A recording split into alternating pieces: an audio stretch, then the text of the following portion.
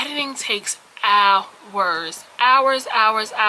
Once your audience is used to you making a certain type of video, that's what they're gonna want from you. That means every year you're gonna have to pay $180 every year.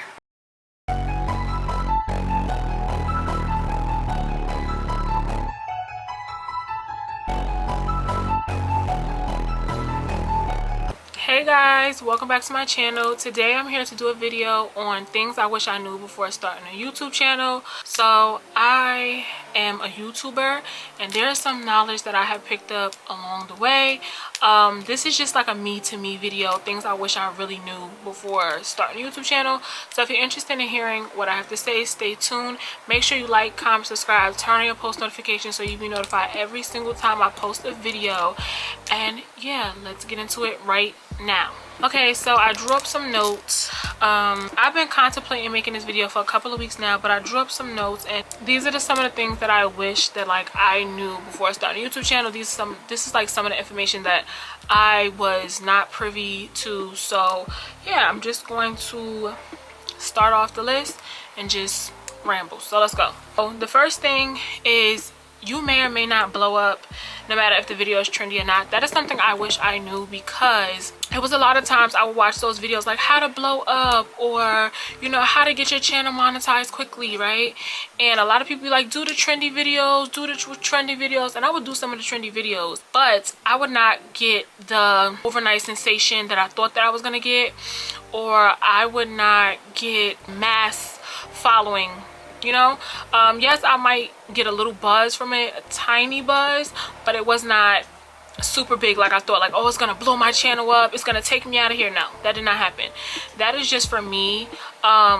Everybody is different, but that is something I wish I knew. Like, Daisy, these videos may or not blow up, so just because they're trendy does not mean that you're gonna have 100,000 subscribers quick, you're gonna blow up, it's gonna take off. No, because when you are doing a trendy video, what I have seen is that you're doing a trendy video and a bunch of other people doing a trendy video, so it's you and a bunch of other people like fighting the algorithm for a spot, because you and everybody else is doing a video. So it's very easy for you to get like buried under a bunch of other creators, because especially if they have a bigger platform, their video is going to get pushed even more than yours, and you and all of them are doing the same trendy videos. I would be kind of disappointed, like, oh, I thought this video was gonna blow up, or oh, I thought I was gonna be up out of here, and it's like, no, that's literally not how that works. So yeah.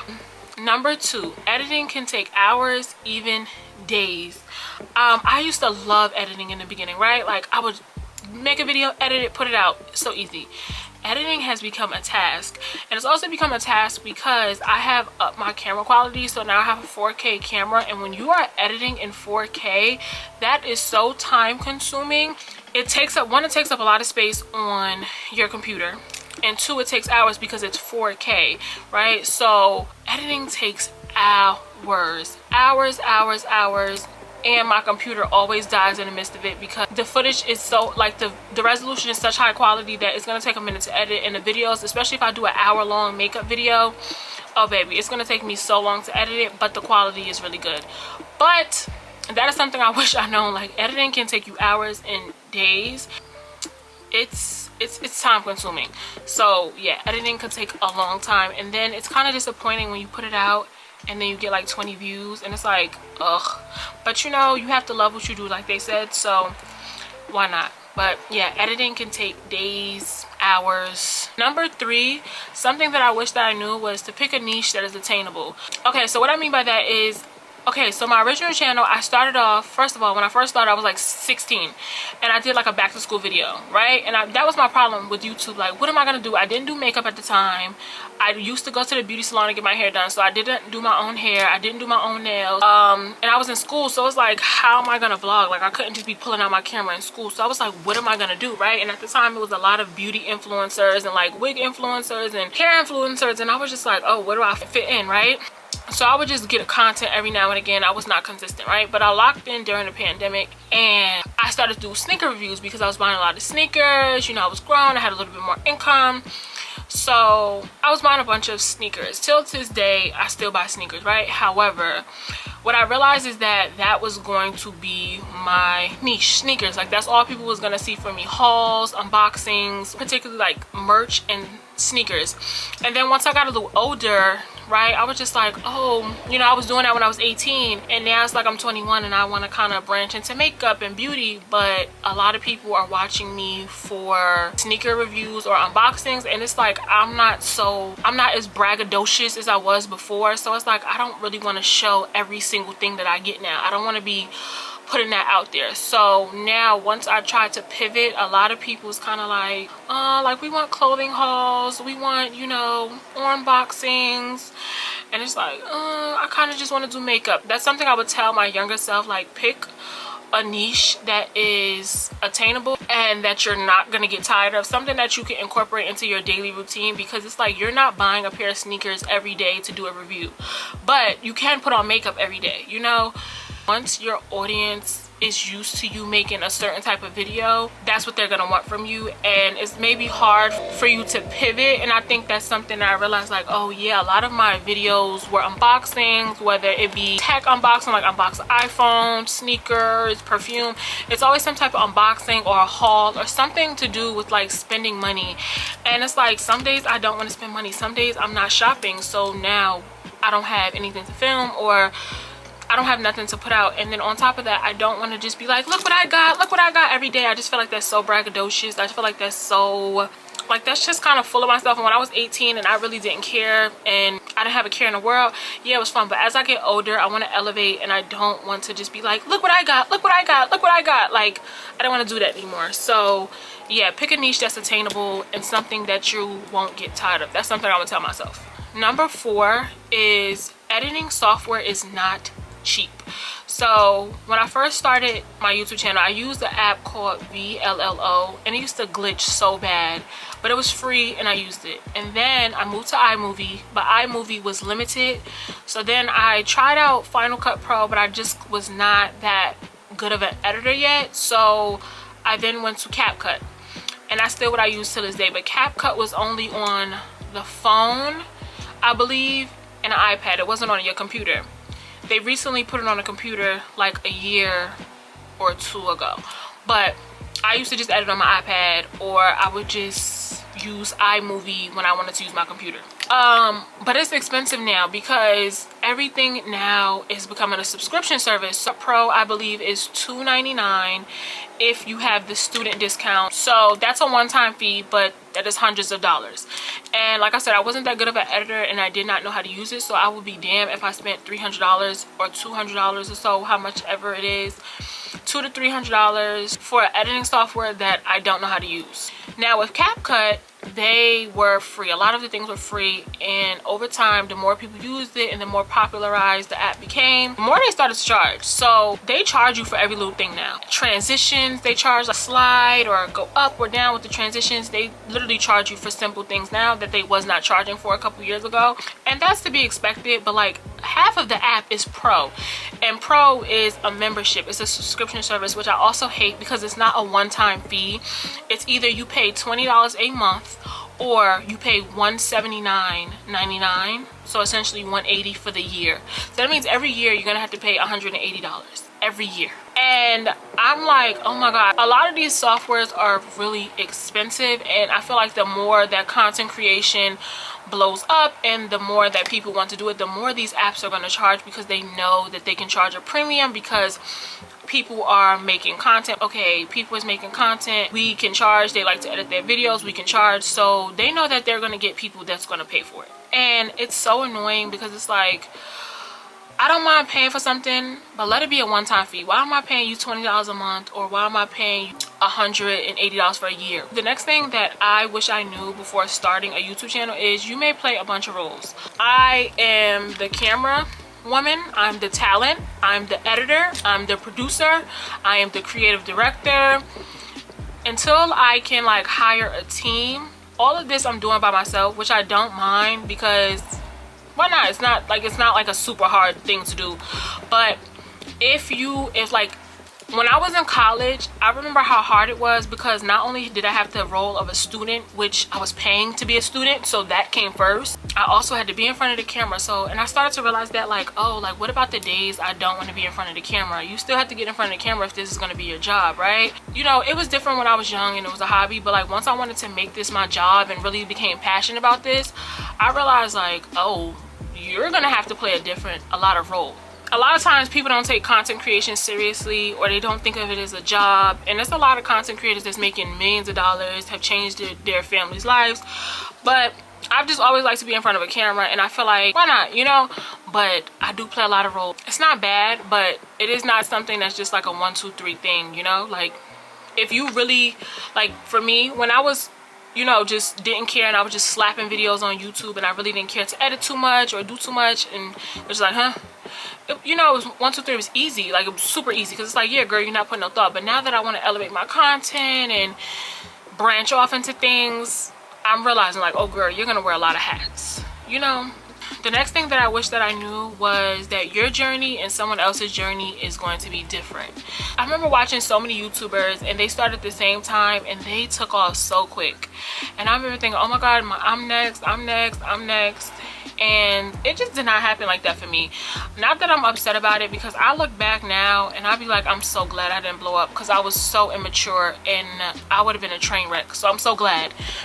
But I remember watching so many YouTubers that was like my age or younger, and they're buying cars and lofts and taking lavish trips, and I'm like, oh, my turn, my turn, my turn. And I think that I wasn't putting enough into my content, because I just wanted to blow up so bad. So I was like, oh, I'm gonna put this out, I'm gonna put this out. I wasn't really thinking, because there's some videos that even like I'll look back that I made and I kind of cringe, and it's like, I shouldn't have made that.